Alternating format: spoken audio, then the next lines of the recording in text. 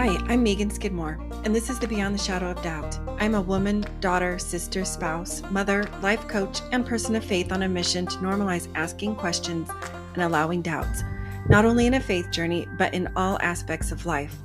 Join me in bringing this traditionally taboo topic out of the shadows of shame and into the light. I'm a firm believer that we normalize through more talking and engaging in discussion. More talking peels back, exposes, and erases the layers of shame associated with questions and doubts. When we're more authentic about our journey, we are more powerful because shame has no power in the face of authenticity.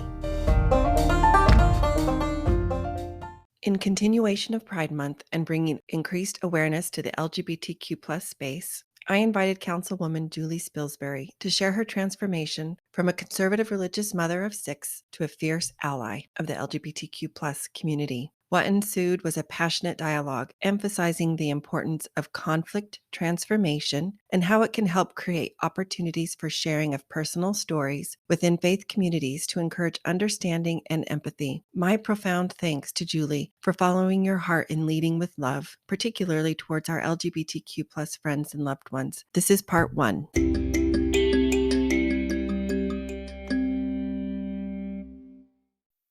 Welcome to the Beyond the Shadow of Doubt podcast. I am just honored and feel so blessed to have Councilwoman Julie Spilsbury with me today.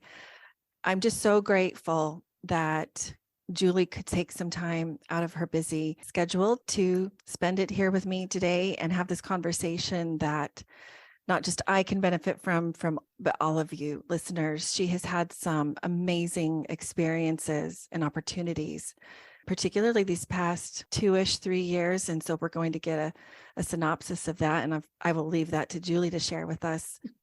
But before doing that, Julie, I wanted to give you a chance to introduce yourself to our listeners.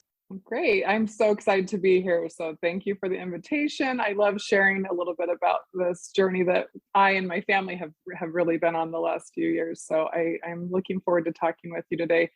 I grew up in Mesa, Arizona, around the corner from my husband.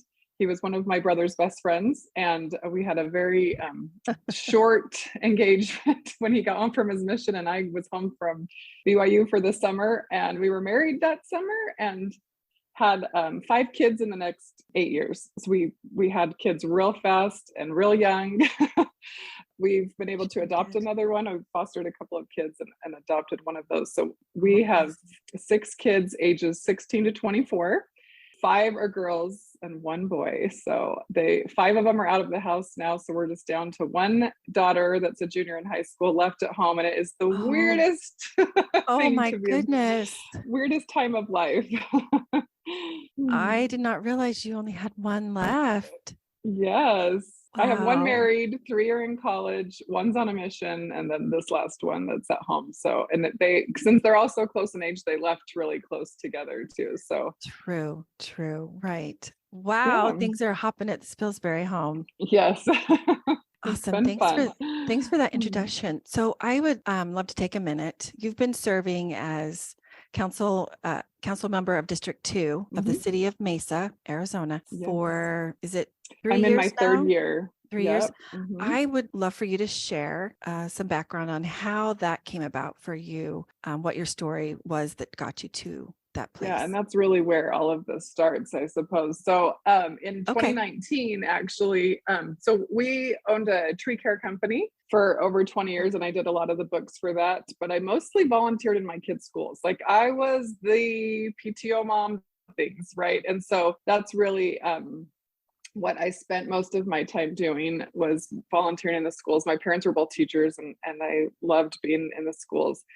And so I was kind of thinking about running for school board. And then the mayor reached out through a mutual friend to see if I would meet with him. And I actually said no 3 times because I had no interest in running for city council at all. I thought that sounded so boring. Was not on the radar. No, I didn't care about, building permits and liquor licenses and zoning and all the things. And so someone just said, you should just meet with the mayor and then maybe he could endorse you if you end up running for school board. Go meet him. And we had a lot of mutual friends. And so anyways, I went to go meet with him he told me fervently why he wanted me to run for city council. And I said to him, I'm just a mom with a lot of opinions. Why would you want me? And he said, that's exactly what I'm looking for.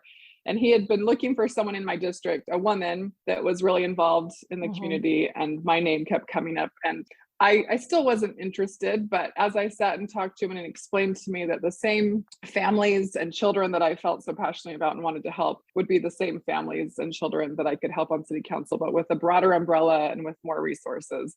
And my heart just started pounding. And I remember I left his office and I got in the elevator, and I mean, I just have never felt so strongly about anything. Like, I knew I was supposed to run for city council and I did not want to.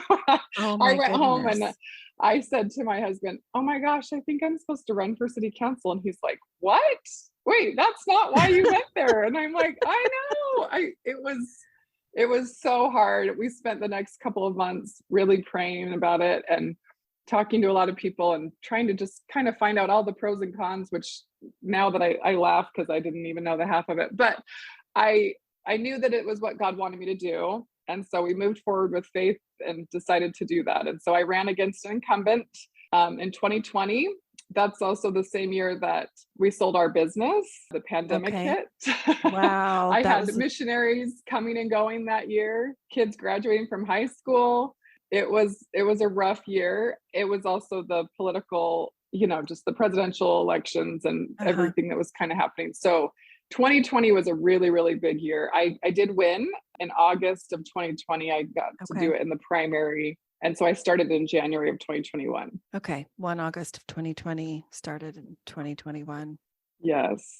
So yeah, do you want me to kind of tell what led up to? So I love, thank you for sharing that. Yeah. When you have that type of an experience, I don't know how it is for you, but I found when I feel the most, really, God, are you sure? But you cannot deny the intense, visceral, the true feelings that you're feeling inside. Right. And really, I just had so many incredible experiences surrounding this. Like, I'm not exaggerating when I tell you I spent hours on my knees pleading with Heavenly Father not to make me do this. Like, I really didn't want to. I'm not super political. I love people and I love to serve.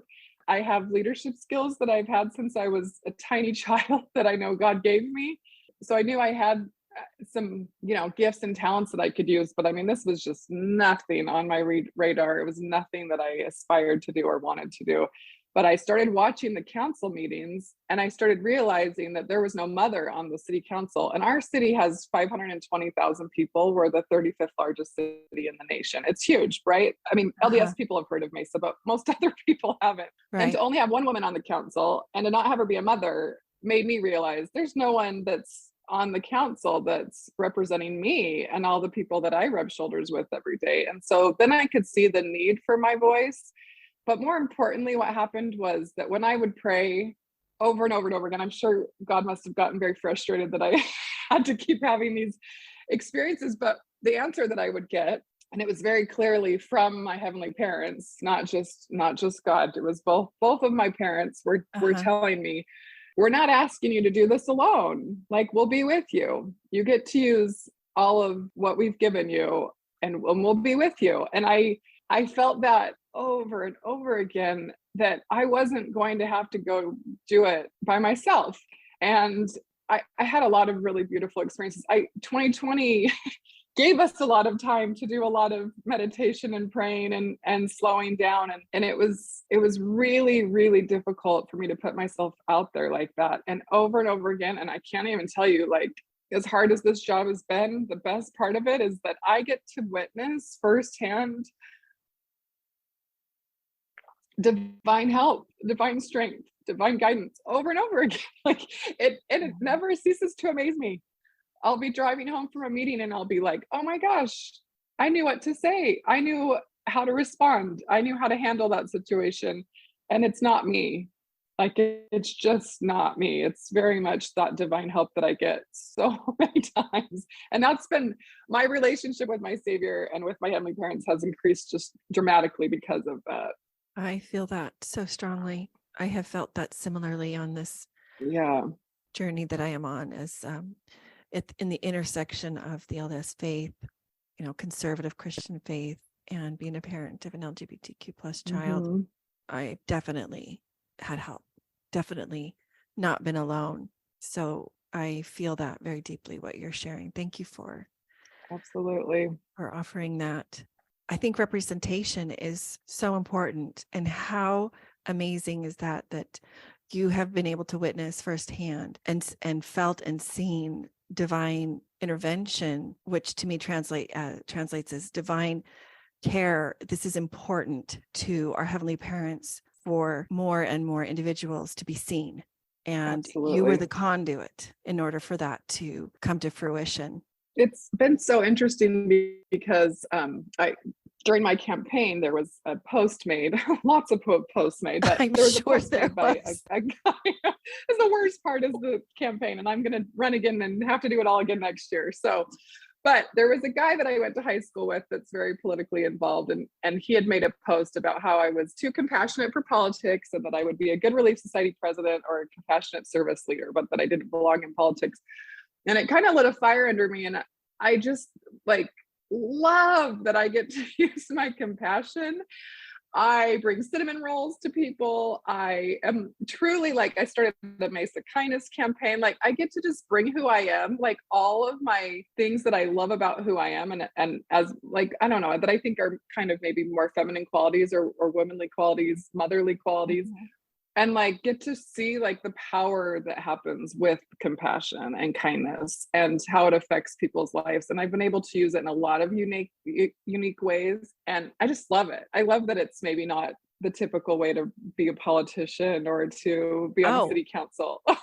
I think that's the beauty in it all, that you're doing it your way. You're introducing something outside of what's been in the four walls of the box. And it's amazing because it took me a while to come to this. This is 2.5 years in. So this didn't happen immediately. Immediately was, I have imposter syndrome really bad. And anyways, it was hard. What am I doing here? I don't belong here. I feel the same. I get you. Yes, I get you. Yes.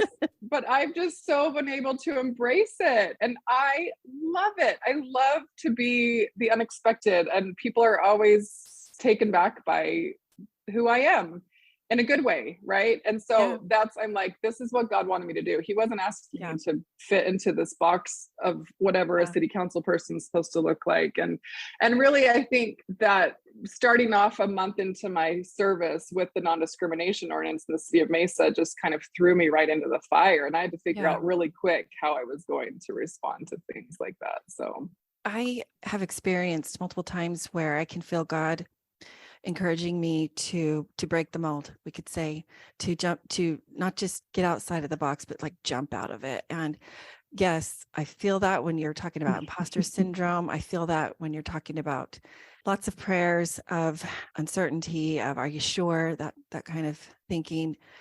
I have also found, as I've leaned into these unexpected roles, that it's brought additional information into my life. It's presented an opportunity for me to expand my view in lots of ways, in a spiritual sense, in a mental and emotional sense, even in a worldview. We could even look at, introduce the thought of in a political sense. And we're right. Absolutely. My purpose in starting this podcast, I've felt for over a year that I was supposed to start this podcast, and I resisted because I was so nervous. And I talk about imposter syndrome. It's scary. Yes. And I even knew the name early on. Beyond the shadow of a doubt is a common phrase in conservative faiths. I have found, not just in the LDS faith, but in other faiths, it's used to indicate this idea of I know something with absolute certainty. And I have learned that there's a lot of things where I thought I knew with absolute certainty that are more, I believe this, or this feels right to me. It's more of that type of a response. So kind of reining back in here, back to, you started January of 2021, and you were right off the bat presented with some new scenario, well, kind of new to you. and with certain responsibilities because you are now a member of the council. Let's go there. I would love to hear more about that and how your worldview was expanded and how that affected your viewpoints when it came to things. We can talk about all the things, but I would love to hear a little bit about how that changed your spiritual / religious or expanded it. I don't mean change. I mean it did expanded. change. Okay. Yeah.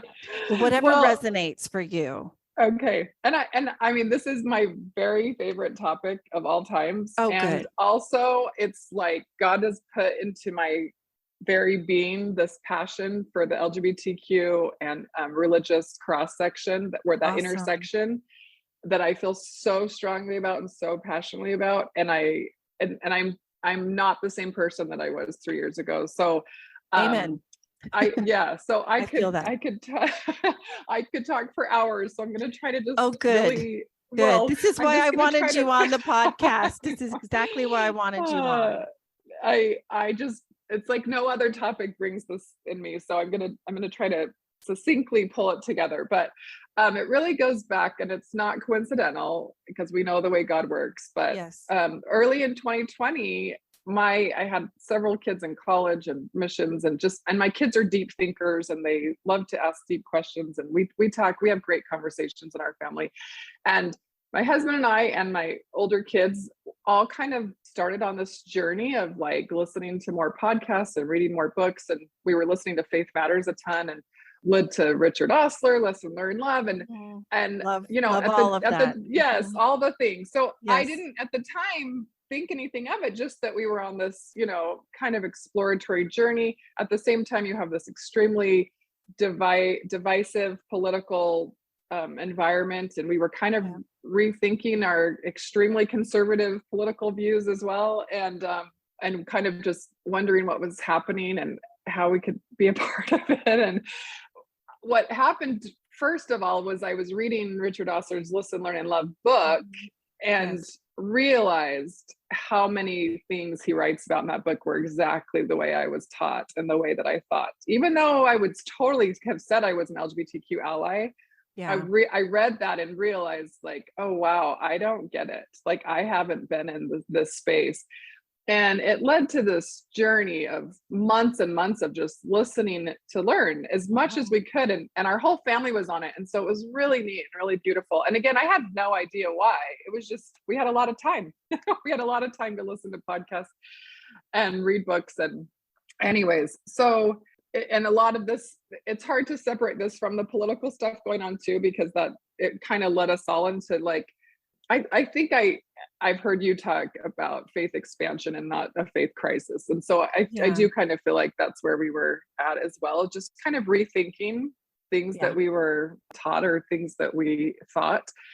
So about a month before I got on council, the mayor asked if he could come over to my house, and he came over and he just wanted to tell me that he was planning on first of the year going to try to pass this non-discrimination ordinance for LGBTQ rights.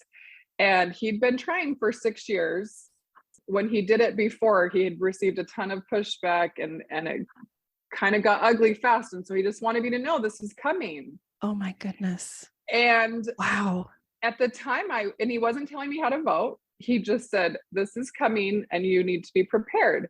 And at the time, I literally thought, what's the big deal? Like, of course I would vote for that. Like, yes, like LGBTQ rights are important. And the big difference in ours, so we have the housing, employment, and then we have public accommodations. So housing and employment are what like the Utah Compromise, covers. But the public accommodation part is that you can use a bathroom. This isn't the only thing that it does, but you can use the bathroom of the gender that you associate with. And so, which is why it's called the bathroom ordinance a lot across the country, whatever. So that really, I really, really admire our mayor and respect him a lot. But immediately I started getting bombarded with questions and concerns. And so that led into a very in-depth study and research of like these kind of ordinances across the country, and talking to our attorney's office and talking to people on all sides. And I became involved. I got to know the people with One Community that's an LGBTQ organization in Arizona that and Equality Arizona that worked with faith organizations, LGBTQ organizations, political people. And anyways, it just like, as I studied and researched, and then let's be honest, I prayed and prayed and prayed. Yes. And I would just, what ended up happening was I got about 1,100 plus emails, and about 800 of them were telling me that I was doing the wrong thing, that I was going to go to hell, that the Lord was displeased with me, that I needed to read the family proclamation. I mean, it was insane, the amount of pushback that we got on this. And I prayed a lot.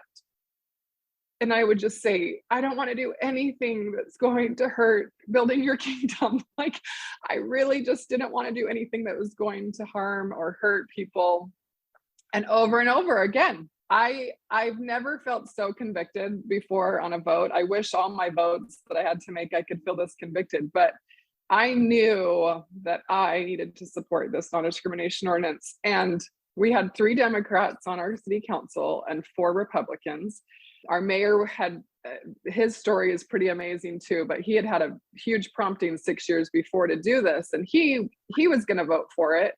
And so the 4 of them could have voted for it and it could have gone through. So I didn't have to vote for it. Like, I could have just supported it, but then not voted so that I could make my constituents happy or all these people happy. And, you know, honestly, it's people in our ward, people in my stake, people in the stake I grew up in, lots and lots of my friends' parents, lots of my parents' friends, old young women leaders. I mean, you name it. I live in a very conservative part of Mesa. Yeah. And it felt like everyone was against me. Everyone. My husband was serving as the bishop at the time. So that was really, really hard and really challenging. We had a lot of people in our ward very upset with us for supporting it. But I knew I had to vote for it. Like, I just knew it was the right thing to do. And so I mean, I can talk about it now hardly without crying, but for about 3 weeks, I literally was not sleeping or eating. I was just crying all the time. At the time, I knew less than 5 people that were LDS that were supportive of what I was doing. Once it went through and became more public, and then there was a referendum, and it's this whole long detailed story, but there was a public push to get it, to make it get on the ballot instead of passed by city council. And then more and more people, I started just meeting, you know, all these people who are already in this space. And so now I feel like I know, you know, more than I could count, people who are supportive. And people did kind of quietly come out of the woodwork, like, thank you. We're not going to publicly say thank you, but that wanted that done. I mean, anyways, I had done a lot of research, and there's over 200, I think it's like 227 or something at the time, cities who had ordinances like this. And there was never an increase in violent crimes or whatever, right? Like, there was no increase. That's not to say that bad things don't happen in bathrooms, but I knew that bad things didn't happen in bathrooms because of these ordinances, right? Bad things happen in bathrooms because bad things happen in bathrooms. And I have 5 daughters. I hope to have lots of grandkids. I would never do something or vote on something that would harm, absolutely, you know, people who I love and vulnerable people or whatever. And so talking to a lot of people in the LGBT community, and really what helped me was talking to their mothers, right? Like, I became friends with several transgender people. I never had a friend that was transgender before this. And then talking to one of them, specifically the mother of a transgender son, and seeing it through her eyes and why it was so important. Like, that changed me, right? We change when we hear people's stories and we're up close, right? So I knew what I had to do. And so I voted for it. And my vote, because I'm the conservative religious mother that shouldn't be voting for something like this, was the vote that was the most powerful to the LGBT community. Wow. So then all of a sudden I was like, I became a superstar with the LGBT community that I'm now a part of. I'm a huge ally. I wear my rainbow bracelet every day. There's some of the most dearest, wonderful people I've ever met. And it truly, truly changed me. And one of the incredible things, because we were now out publicly as allies, we started having some of our friends' kids come over or call us or message us like the Spilsburys are allies, like, because we're all in, like, we're in the church and we're very active. And so it was like surprising to people that we would be allies. And a dear, dear friend that I had been a young woman leader of, 12 years earlier, she came out to me, came out to my husband, and before her parents even, and I was able to, one of my girls, like I had been her young woman leader, but now she was 30. I see. And she came out, before she even came out to her parents, and sitting with her in that pain of trying to decide, like, she was a return missionary. She loves the church. She loves going to the temple, but she also wanted to marry her girlfriend. And she knew she was going to have to give that up. And I mean, sitting with her and crying with her and feeling all of that pain with her changed me, right? Like I've learned that it's completely and totally changed me. I've learned that I feel closest to my Savior in those moments. Yeah. And that's really like, so working with One Community, I became friends with Angela Huey and Michael Soto. Angela's gay, Michael's transgender. They're the most beautiful people. I can't even tell you. They are absolute experts at building bridges, which I love. They've figured out how to do it, which is so important to me. Like, I'm constantly trying to learn how to do that better. And they've just taught me so much. And I all of a sudden in June of last year got invited to go to DC with them and go advocate for the Respect for Marriage Act. And it was very last minute. It was 48 hours. It was a lot of LDS parents that went. They actually had people from all 50 states come to support this. So people from all 50 states would meet with their congressmen and their senators and stuff. So they had this whole coalition going, and there were, gay people and queer people and transgender people, and there were pastors, and there was gay pastors, and there was all these LDS parents. And then, and I don't have a gay child that I know of, but I'm a huge ally and I feel so strongly about it. And I got to go be a part of this. It was amazing. Like, I want to hear all about it. I know. So take your time. Tell us every detail.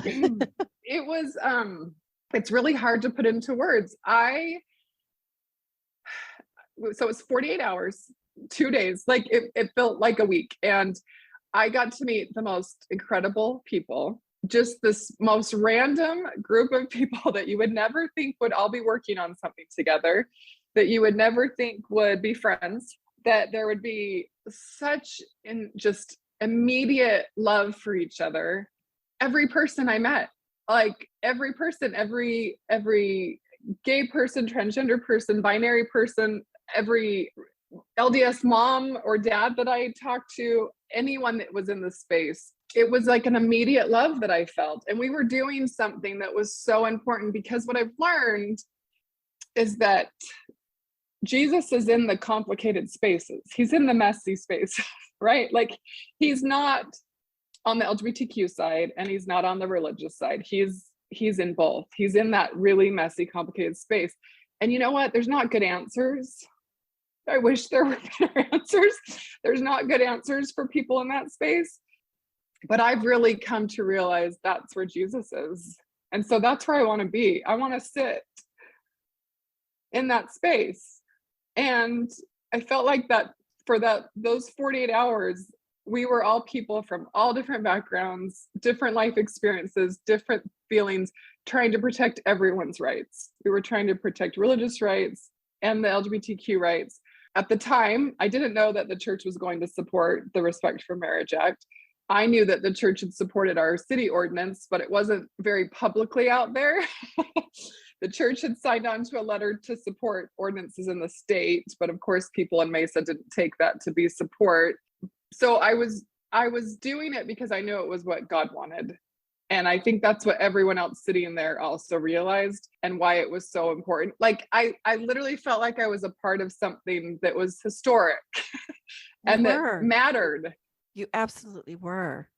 And I mean, it's hard to know, like, I know that their work that the coalition did, they were there for a couple of months. and I was there for 2 days. I know that work did change hearts and did soften hearts to be able to lead up to that Respect for Marriage Act. I don't know how much, but there's no way it didn't. And I don't know if anything I specifically said made any difference, but I know that being there with that group of people, that again, you would never in a million years think we would all be so much love. Like, so I can't say it enough. I think also too, it was kind of rainy those couple of days, but then the sun would come out and everything felt fresh and new. And there was flowers. There was just something about the environment of being somewhere so historic like DC, and also this freshness of every time the sun would come out, I would feel this, I don't know, just this confirmation of like what we were doing was important to God and to our heavenly parents, and that like it was a creation type of feeling, right? Like we were trying to create something that mattered, that would have influence, that would affect people's lives. And it was, I don't know, I'm trying to turn all of this into words when it's mostly just feelings that I have. I get that. Ever since you shared with me that you were able to go and be present in person, physically there, I was a little jealous. It didn't work out for me to go. I just wanted to hear all about it. I wanted to ask you, you said that it was such a unique group that just meshed. There was instant love that you felt for one another. You mentioned that there were all a variety of folks who identified somewhere in the LGBTQ alphabet. Yeah. And that there were LDS parents, but you also mentioned that there were pastors or other faith leaders.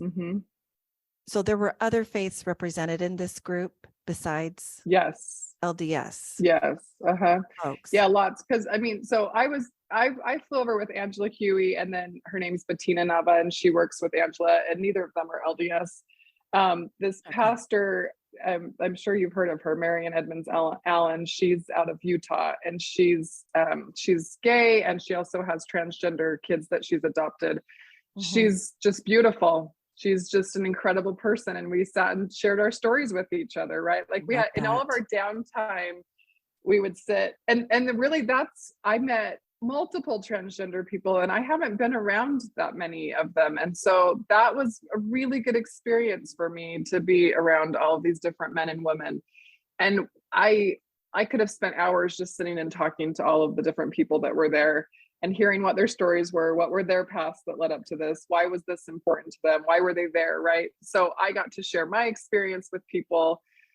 But then you have these parents there, and they, I mean, as you know, because you're a parent, they care so deeply that their children's rights are protected and that their kids are safe. Yes, absolutely. You know, but they also love their religions and their religious beliefs, and they want to make sure that those are protected. And so there is a way to do it. And I think nothing's ever perfect. And in fact, Angela would say that she knew that the Mesa's non-discrimination ordinance was in a good spot, because you had people on the left that were mad and people on the right that were mad. And if you have people on both sides that are mad, then you know you've probably hit a pretty good spot. And I use that thought all the time in things, because what I've really learned is that nothing's black and white.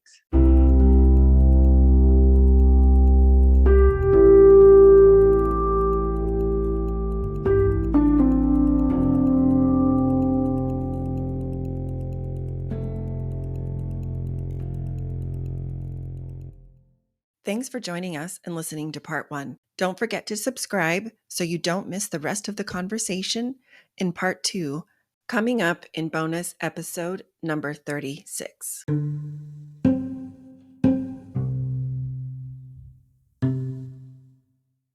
Come join me in Hopeful Spaces, a Dallas Hope Charities component of Hopeful Discussions, which is sponsored by Mercedes-Benz Financial Services USA. Hopeful Spaces is a monthly parent, caregiver, and ally support group facilitated by Megan Skidmore Coaching. To join is free. Simply send an email to chc@dallashopecharities.org.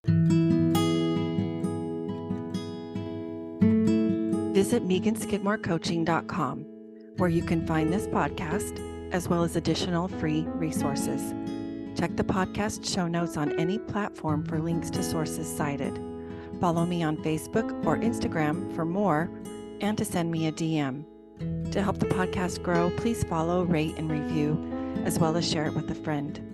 Beyond the Shadow of Doubt is a proud member of the Dialogue Podcast Network, which is a part of the Dialogue Journal found at dialoguejournal.com/podcast network. Founder Eugene England was a Mormon writer, teacher, and scholar who wrote, "My faith encourages my curiosity and awe. It thrusts me out into relationship with all creation and encourages me to enter into dialogue. My hope is that this podcast is an extension of that vision." Thanks for being here. Until next time.